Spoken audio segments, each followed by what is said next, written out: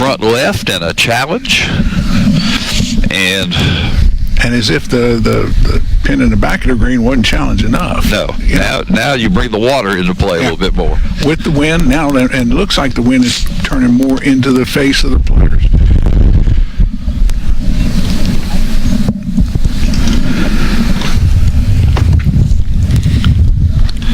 And these will be the number one players for these 4 units. They had 3 pars and a bogey out of this group earlier today.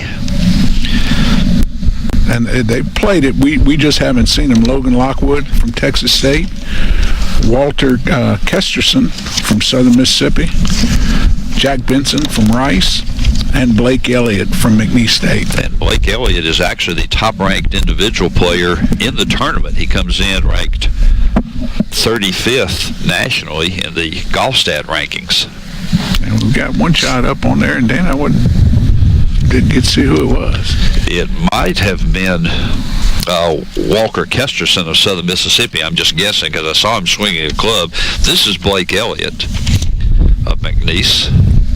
He parred here earlier this morning to start his morning round.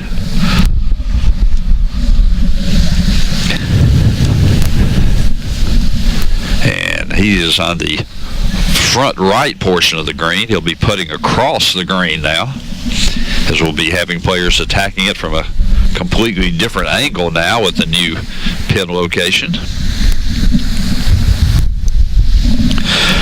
This should be Logan Lockwood of Texas State, who also parred this morning.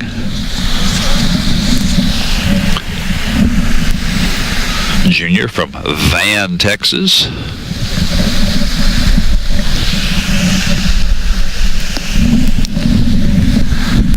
And he is in the bunker, but the good thing over there is you have a little bit more green to work with, but it is again sloping away, so not an easy shot. And Jake Benson of Rice will be our 4th player to hit, the number 1 player in this lineup for the Owls. He bogeyed here this morning.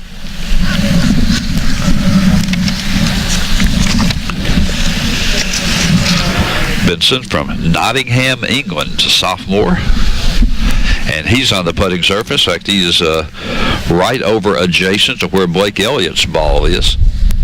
So 3 on the putting surface and 1 in the bunker for the number 1s as we begin round 2 here at the 34th Louisiana Classics.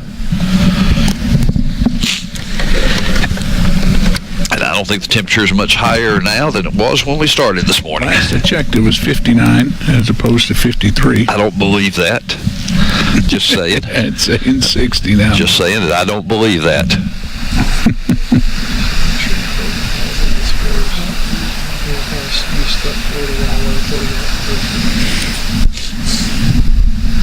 Just a reminder, if you are keeping track of the scores that are shown on our lower right portion of the screen, now those will be a little slow to move into the second round because the first round will be officially tabulated and finished before the second round will actually start. So there will be a little bit slow popping up into the second round, but as soon as the first round becomes complete and official, they'll start putting in the scores hole by hole from the second round. So if there's a little lag there, that's the reason why. And of course, you can follow the complete live scoring on golfstat.com by clicking onto the Louisiana Classics tournament.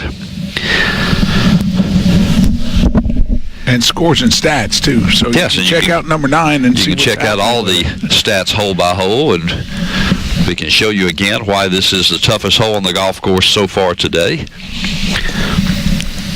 And if you've been watching any along with us, you know why. It's been really a chore to putt for a lot of these guys, and we'll see if this new pin location down in the front left will make a difference there.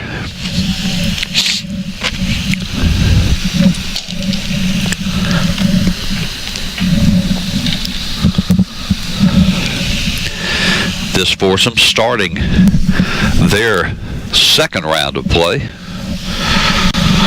We'll try to get you everybody's 18-hole scores as soon as possible. I knew, though, that Blake Elliott for McNeese was 1 over par through his first 16 holes. These, of course, are all these scores are unofficial, but they're pretty close. And they won't be official, of course, until the scorecards are turned in, but Elliott was 1 over through 16 holes.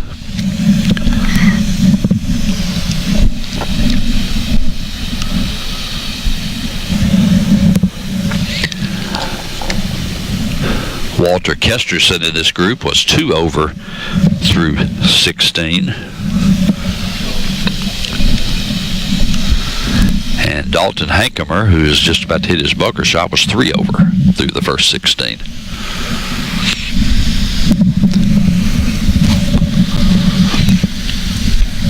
Check that Logan Lockwood for Texas State. You see Logan playing it high, and let's see if he can get a little run off the hill. Who was 3 over through his first 16.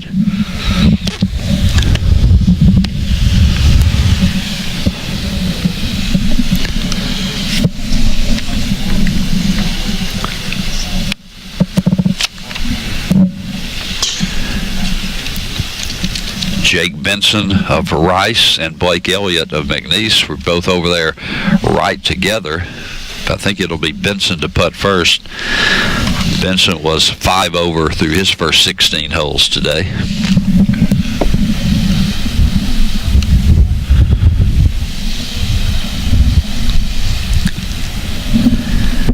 Had a birdie, but double bogeyed the 18th and had 4 other bogeys along the way.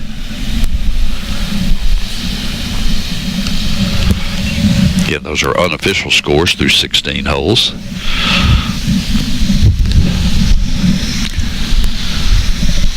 He's going to leave that one about 3 feet short for his par. This is the putt that I want to see. I want to see how these guys putt this hole in comparison to what we saw earlier in the day. You see Jake asking to leave the pin in or pull it. Blake Elliott from McNeese decides he wants it in.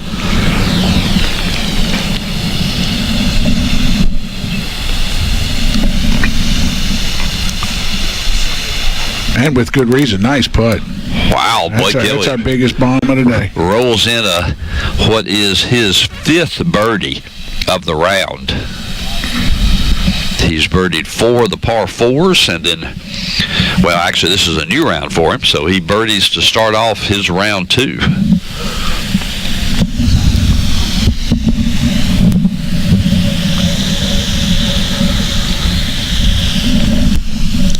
So did a little bit of going to school on the previous putt by Jake Benson.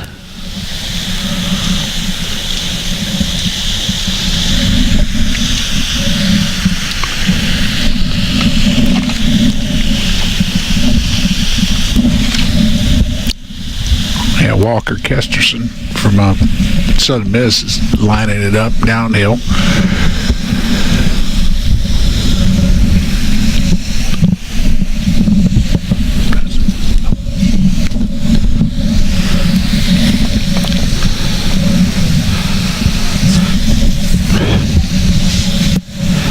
Could we have 2 birdies right here at the start? Well, you know, it's these guys' second time to see it. Albeit a different pin placement, but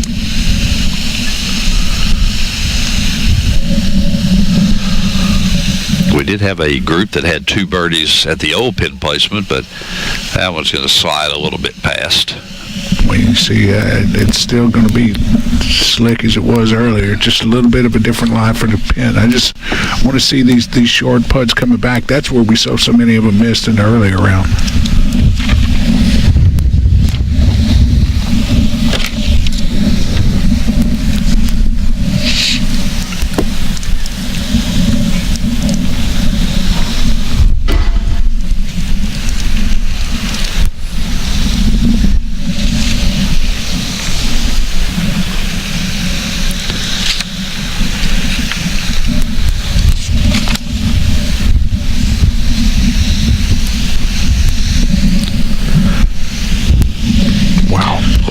Lockwood's putt's going to slide by and slide significantly by.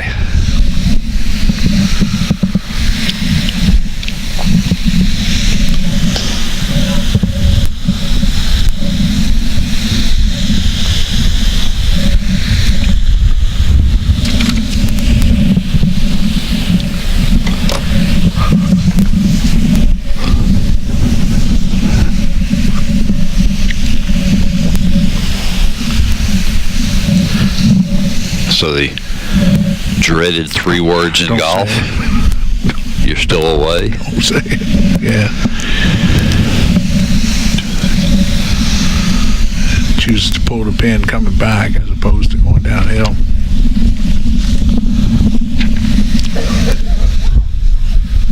And that one lips out. So Wow. tough hole for Logan Lockwood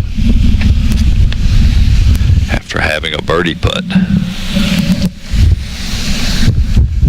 And now he's going to stop and look at it. That's Jake Benson, who was well on the right side, putted to this point.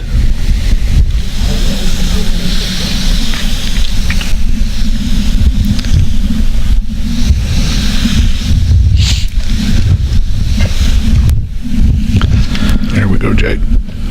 Rams that one in for par, improving upon the bogey he had this morning. First time through here.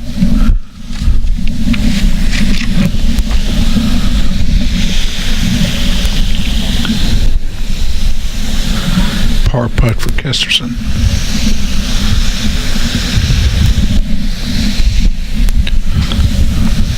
Oh, that's right. Lockwood was in the bunker. It was Kesterson that had the par putt. Okay. So Lockwood is putting for double. Yes.